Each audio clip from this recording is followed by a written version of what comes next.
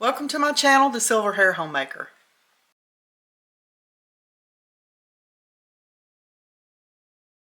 To start this recipe off, you want to take 8 ounces of room temperature cream cheese and add them into a mixing bowl. To your cream cheese, you want to add in approximately 3/4 of a cup of powdered sugar. That's 1/4 of a cup, a half a cup, and this makes 3/4 of a cup. If I see that I need some more, I will add some, but we'll get this mixed up first. Next, you want to beat these until they're creamy. Now that you're finished with that, you want to take your graham cracker crust and you want to put this filling into this crust. You want to spread this evenly into your pie crust. My pie crust is a little broken, so I'm just going to do this to the best that I can hopefully without tearing it to smithereens. We'll see. Now I have wound up taking the back of a spoon and just kind of trying to spread it out with the back of the spoon because this graham cracker crust is really broken.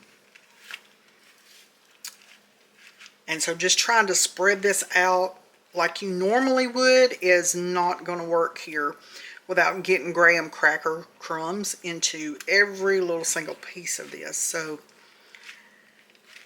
like I always say, I'm showing you the good, the bad, the ugly. We've got a good crust in that it tastes good, it's just broken. It can still be used. There's no sense in throwing it out. It's just a little more tedious in spreading this out evenly than if it wasn't broken. So there's that. But I think it's going to work just fine. Next, you want to take 1 to 2 bananas. I'm going to start with one. If I feel like I need the second one, I'll use it also. You just want to take your banana and you want to slice it on top of this mixture that you've got spread out.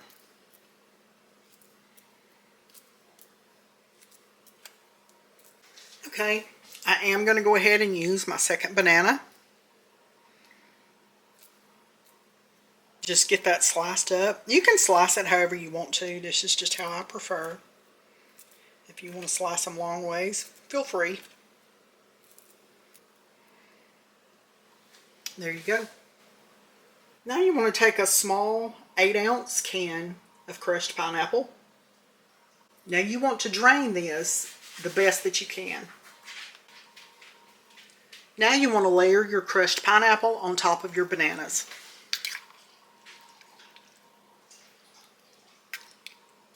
Okay, you want to get this pineapple spread out on top of your bananas as evenly as you can.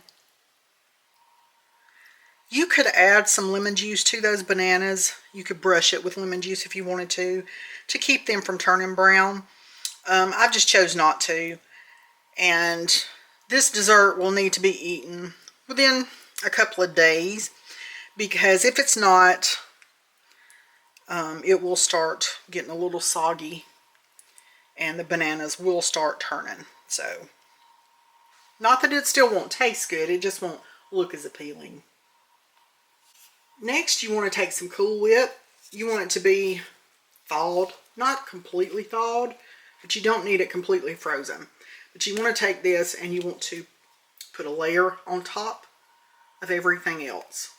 Once you get your Cool Whip spread out evenly over the top, you want to take some maraschino cherries. You want to drain these. Now I'm not going to be using the entire jar, so I'm just going to take out what I need and let it drain on a paper towel for just a few minutes before I use them. Now I'm just going to take out what I need, and I definitely do not need even half this jar. So I'm just going to take some out and I'm going to put them over here on this paper towel. I don't know, just get you 10 or 12 and let them drain. I'm going to take a knife and I'm just going to cut mine in half. You can do it however you want to do it, but you're just going to take them and place them on top of your dessert like this. This one's already tore. So just cut them up however you want to. Put them whole. Doesn't really matter. Just garnish the top of your pie with the cherries.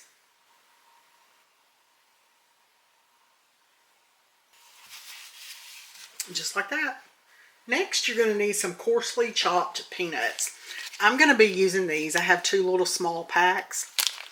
I'll be coarsely chopping these to sprinkle on the top. Okay, I've got my peanuts chopped. I probably have too many. That's okay.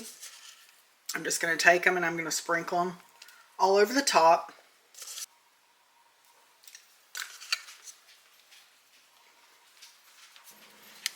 And that's all there is to it. Just cover it and pop it in your refrigerator and let it chill. And you have just made a no-bake banana split pie. Now I've cut me a piece of this no-bake banana split pie. You can see all the different layers in there. It looks delicious.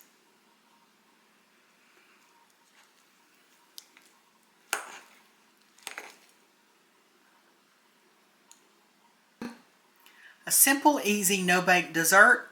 It doesn't have to be summertime for this. This would make a great dessert to take for a holiday gathering. Enjoy! For this next recipe, you want to get you a 9 by 13 baking dish. You want to spray it with some nonstick cooking spray.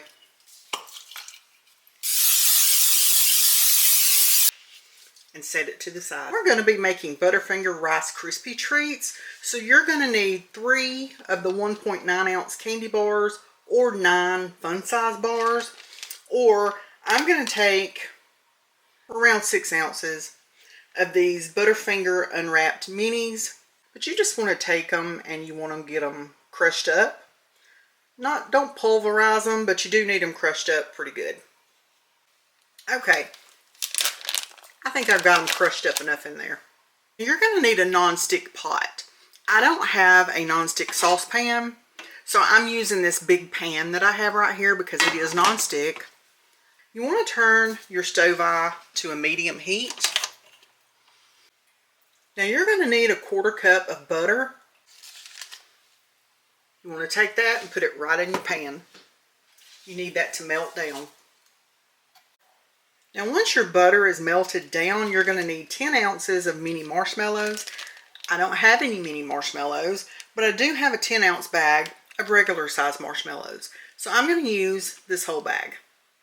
Now once your butter is all melted, you want to add your marshmallows in. You want to stir these around and get them coated in that butter so that they start melting. We're almost there, slowly but surely. But you want to have patience with it because if you rush it, it's not going to turn out right. So now, once you have your marshmallows melted, you want to take this off the heat. You need a 1/2 cup of creamy peanut butter, and you want to put that just right in there with your marshmallows.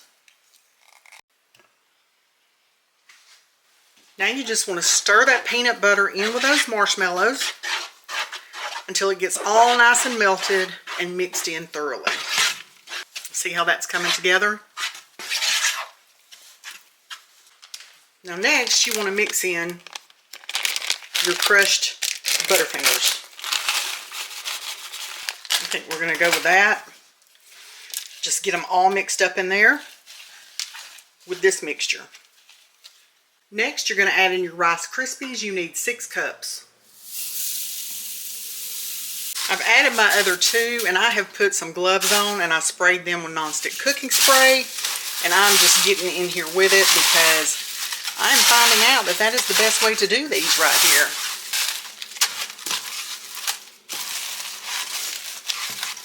They smell really good, though.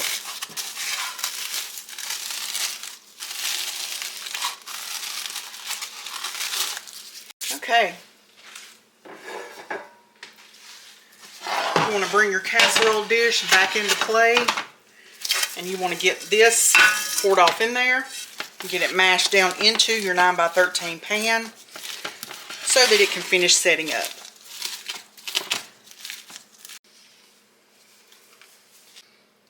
So there you have your Butterfinger Rice Krispie treats. We're going to let them finish setting up and then we'll cut them into squares. Here are some of the Butterfinger Rice Krispie treats. They are delicious and they smell so good. It's a wonderful way to elevate your Rice Krispie treats. Easy, no-bake dessert. Okay, here we go. For this recipe, it is an oldie but a goodie. You're going to need 1 stick of butter. Put it in a saucepan, turn it on a medium to high heat. You want this to melt down.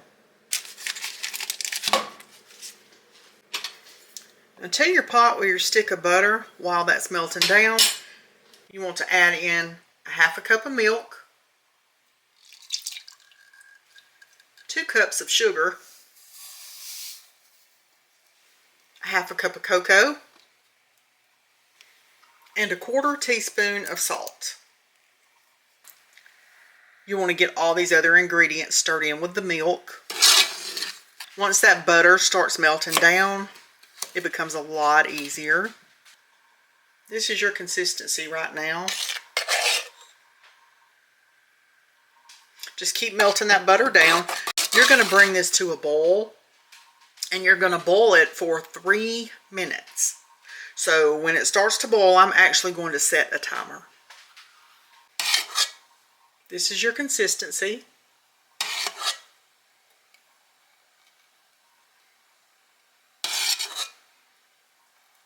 And we're at the very beginning stages of it starting to boil. Okay, we are at a full rolling boil, and that's what you want.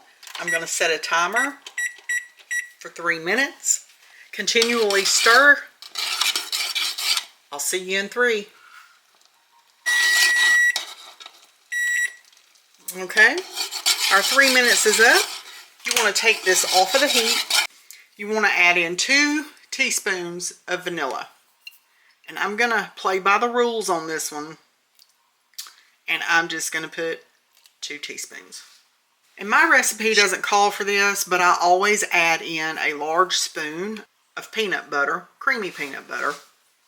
Just, I don't know, somewhere around maybe 1/4 of a cup. You want to stir the vanilla and that peanut butter up in that really well. Let that peanut butter melt down. Now you want to add in 3 cups of quick 1-minute oats. 3 cups. Just dump it in that pot. You add in your 3 cups of quick cooking oats. Get all of that stirred up really well. This is what it should look like. Now working pretty quickly, you want to take just a spoon, whatever size you want to do, and you want to take this and you want to spoon it out onto your foil. I never do butter mine or grease it in any kind of way, and I've never had a problem with these coming off. So that's what you're going to do. You're just going to take these and spoon them out. I'll come back when I get finished. This is what they should look like once you have them spooned out onto your foil. It makes a good mini. Now, it can make more or less depending on what size you spoon them out. I just spoon them out. I don't measure, so you do it how you want to. But you're just going to let them sit here until they get set up. I don't know if you can see that very well or not, but this is what you're looking at. These are really, really good. And if you like chocolate, they're even better. So, I hope if you make these that you enjoy them. I know my family always does. I hope you enjoyed today's video. Please give it a like, share this video, leave me a comment below, and subscribe if you haven't already. I'll see you in the next one.